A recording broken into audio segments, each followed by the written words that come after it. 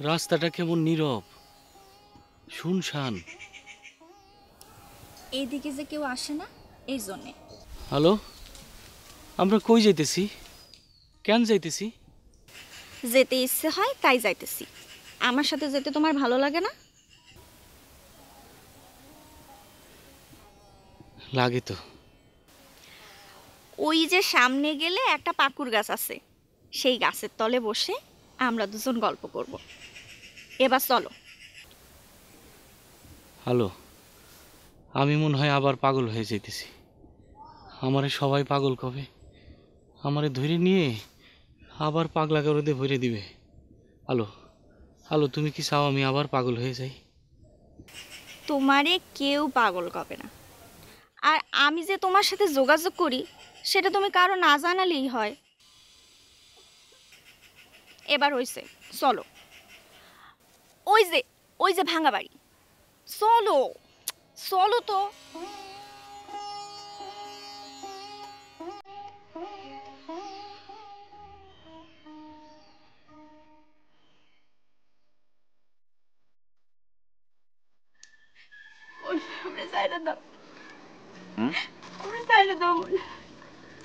তার জন্য তো আনি নেই তোরে।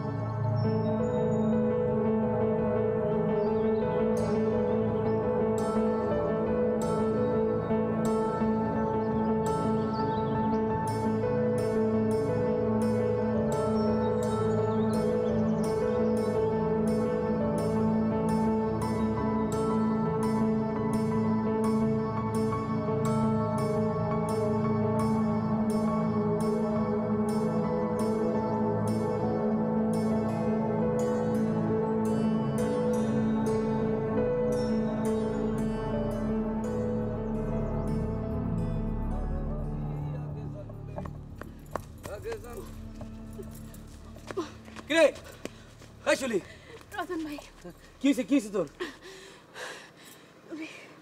ওই যে মইনুল, মনসুর চেয়ারম্যান ভাই। হ্যাঁ মইনুল মনসুর, কি কি করছে তোর? আমার ধরে নিয়ে গেছিল, আর ওইখানে লতি ভাইরে বাইন্দা রাখছে, খুব মারতেছে। তুমি এক কাজ করো, তুমি যাই লতি ভাইরে সারানোর ব্যবস্থা করো। আচ্ছা সবকিছু করুন না, আমি তো কিছুই বুঝতেছি না। মানে তোরে ধরে নিয়ে গেছে, তারপর ওই লতিফ মিয়ারে ধরে নিয়ে গেছে, বাইন্দা রাখছে, মাইক দৌড় করতেছে, এগুলো তো কিছু বুঝতেছি না আমি। কত কি হয়েছে? রতন ভাই, আমি কিছু জানি না। তুমি শুধু যাও, তা নাহলে মায়েরা ফেলাবো। ওরা মানুষ অনেক, সেমনে মারতেছে, যে কোনো কিছু হয়ে যেতে পারে। তুমি যাও, আমি যাইতেছি। আর শোনো, তুমি একলা যাও না কিন্তু, অনেক মানুষ, তুমি গ্রামের মানুষ নিয়ে যাও, একটু জলদি যাও। আচ্ছা ঠিক আছে, জলদি যাও। ঠিক আছে, তুই কোনো চিন্তা করিস না, তুই যা, আমি দেখতেছি। যা যা, তুই যা। বিষয়টা কি বুঝতেছি না, লতিফ মিয়ারে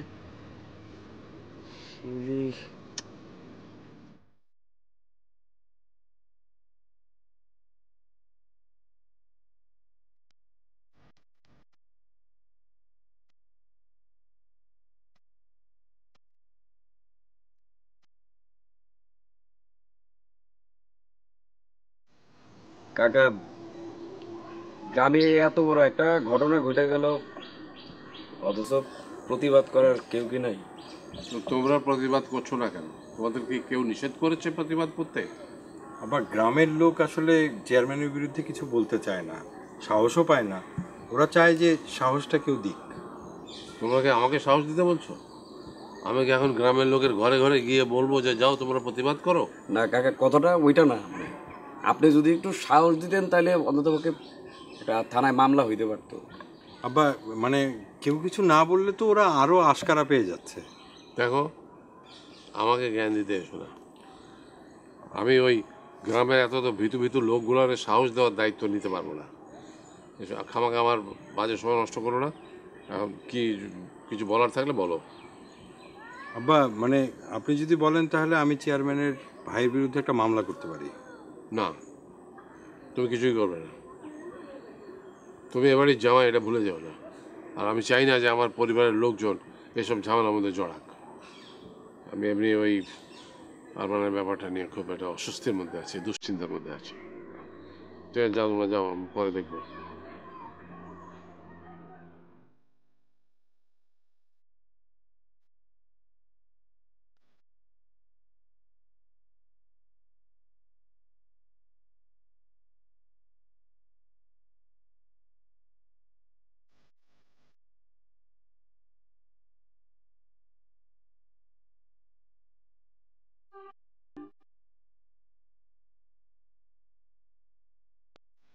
থানায় আসলে বুঝলেন দারোগা সাহেব, কিরকম যেন একটা আজব অনুভূতি। আজই অনুভূতিটা কেমন সেটা বলেন। কেমন জানি, আমি নাদান মানুষ, বাসায় ব্যক্ত করার সামর্থ্য নাই। তাছাড়া অনুভূতি কি ব্যক্ত করা যায় কখনো? দুইটা ছেলে মেয়ের মধ্যে প্রেম, তারা কি বুঝবে ফিলিংটা কেমন? ফিলিংস হচ্ছে অব্যক্ত। ব্যাপারী সাহেব, আপনি কি সৌজন্য সাক্ষাৎ করার জন্যই এখানে এসেছেন? এই যে দেখেন, আমার খাসলটা বড়ই খারাপ।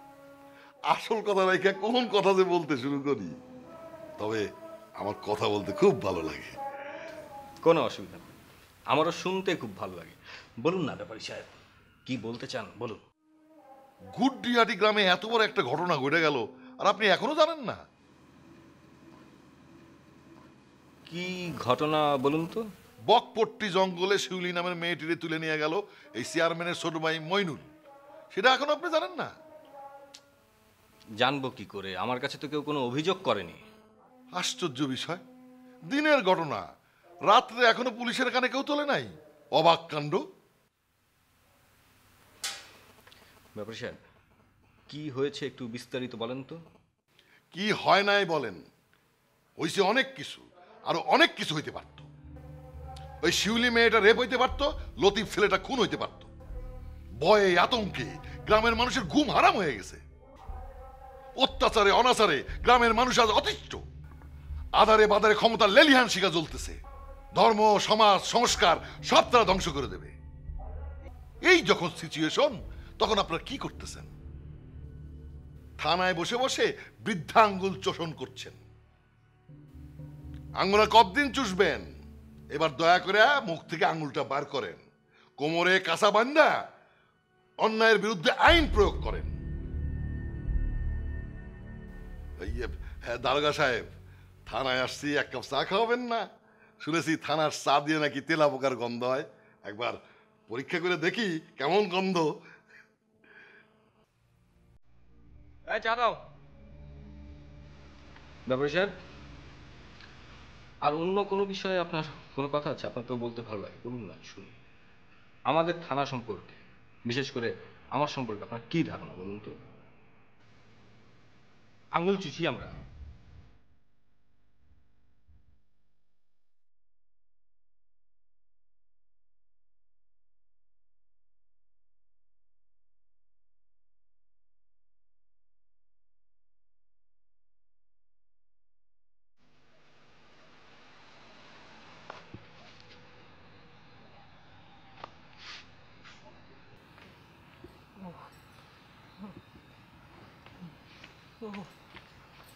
ভাই, তুমি জ্বর নিয়ে উঠতে গেলা কেন?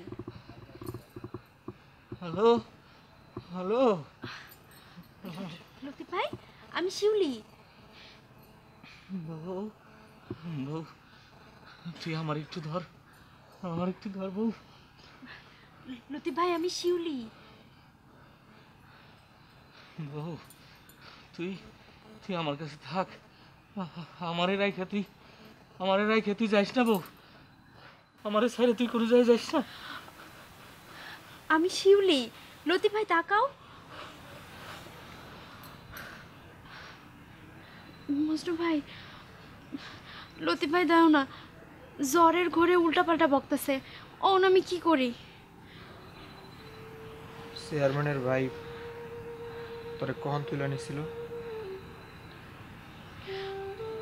আমি ডুব দিতে গেছিলাম কালকে, তখন ওই ভাঙা বাড়িতে।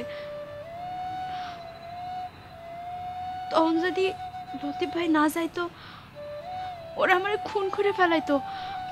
ওদের সবার চোখে আমি খুনের নেশা দেখছিলাম মজনু ভাই। চেয়ারম্যানের বাইরে আমি ছাড়ুম না। তুমি কিছু করো না মজনু ভাই, মাথাটা আরে ঠান্ডা রাখো। উপযুক্ত শাস্তি তো তার পাইতেই হবে।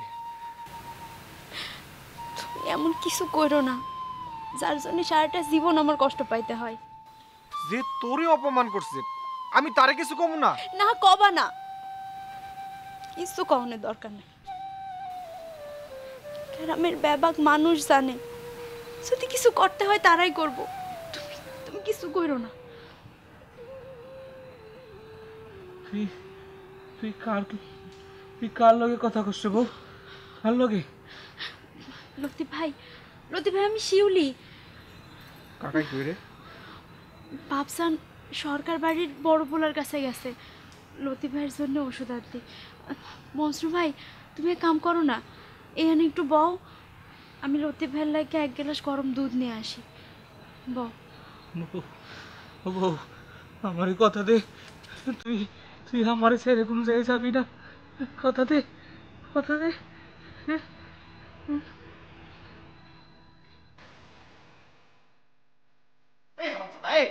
আকাম করার আর টাইম পাস নাই। এই ছোট বউ তুমি ওরে বুঝাও, আমার ছোট ভাই হয়ে আমার ক্ষমতা ব্যবহার করে ও গ্রামে অপকর্ম করে বেড়াইতেছে, তোরে কেউ আমারে ভোট দিব? আরে আপনি মাথাটা ঠান্ডা করেন তো। মাথা মাথা ঠান্ডা করুন কেমনে? গ্রামের লোকজন ওরে হাতে নাতে ধরছে, অনেকগুলা মানুষের অপকর্মের সাক্ষী, আমি কয়জনের সামাল দিব? তুমি ওরে জিগাও ও জেল খাটতে রাজি আছে কিনা। ওরে জেল খাটতে যাবো কেন? তোমার কি মনে হয় এটা পুলিশ কেস হইব না? হ্যাঁ, এটা পুলিশ কেস হইব, তারপরে আমার মান সম্মান কই যাইব? আর ওই যে মধু ব্যাপারী ও তো এটার সুযোগ নিব। পরের বার আমার চেয়ারম্যান হওয়া আর হইব না। সবচেয়ে ভালো হয় ও যদি জেল খাটতে রাজি হয়, তাহলে আমি লোকজনে বুঝাইতে পারুম। তা না হলে আমি যদি ওরা ছাড়াইতে যাই, লোকজন আমারে কইব আমি চেয়ারম্যান, আমার কুলাঙ্গার বাইরে পুষতাছি। ওরে শিখাও, ওর জেল খাটতে হইব, তাতে আমি অন্তত কইতে পারুম চেয়ারম্যানের ভাই অন্যায় করলেও সেটা অন্যায়, আর অন্যায় যে করবে তার শাস্তি হবে। আমি কিছুতেই জেল খাটবো না। আচ্ছা আপনি কেমন ভাই? আপন ভাই হইয়া জেল খাটতে বলেন? ওরে আমার ভাই, সেই না আমার ভাই, আমার মান সম্মান কিচ্ছু রাখে নাই। ওর ওর জেল খাটতে হইব, তাহলে অন্তত আমি যা লোকজনের কাছে হাত জোর করে ক্ষমা চাইতে পারুম। আর তুই জেল থেকে বেরোনোর পর টুপি পরে তোর ঘুরতে হইব, যাতে লোকজন বোঝে তুই বদলাইছস।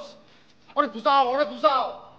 আমার নিয়ে কারো চিন্তা করতে হইব না, আমি বাড়িতে না ফিরলেই তো হয়। চেয়ারম্যান যেন বাইরে সবাই কয় তার কোনো ভাই নাই, আমি না থাকলে তার কোনো সমস্যা নাই, তাই না? আই মইনুল, তুমি এখন মাথাটা একটু ঠান্ডা করো তো।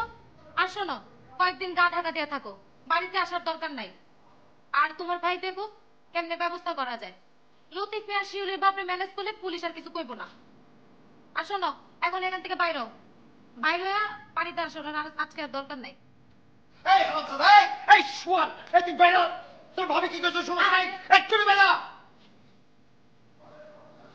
ওরে বাইট করো, ওরে বাইট করো। এই তুমি আমার এত রাতে কই যাও? আই মইনুল, তোমার আমি কি বলছি শোনো নাই তুমি? কান দিয়ে কথা ঢোকে না তোমার? জামাই তুমি একটু বিষয়টা সরকার সাহেবকে বুঝাইবো। আমি কি বলবো, আপনি বলেন। তুমি যা জানো সেইটাই সরকার সাহেবকে একটু বুঝাইবো। তো একটা বিচার হওয়া দরকার নাকি?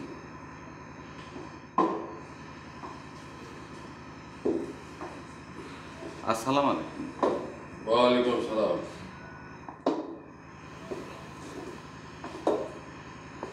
কি ব্যাপার? আব্বা, আউয়াল মিয়া আপনাকে একটা কথা বলতে চায়। এসো বসো, বসো তোমরা।